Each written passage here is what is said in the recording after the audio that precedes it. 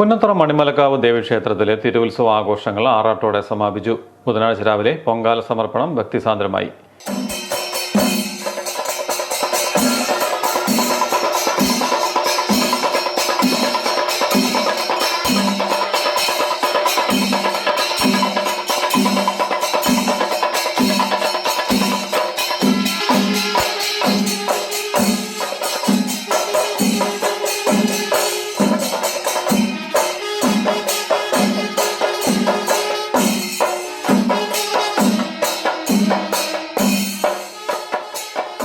ക്ഷേത്രതന്ത്രി കുരുപ്പക്കാട്ടില്ലത്തെ നാരായണൻ നമ്പൂതിരി, മേൽശാന്തി മുട്ടത്തുമന മഹേഷ് നമ്പൂതിരി എന്നിവരുടെ മുഖ്യ കാർമ്മികത്വത്തിലാണ് ഉത്സവ ആഘോഷ ചടങ്ങുകൾ നടന്നത്.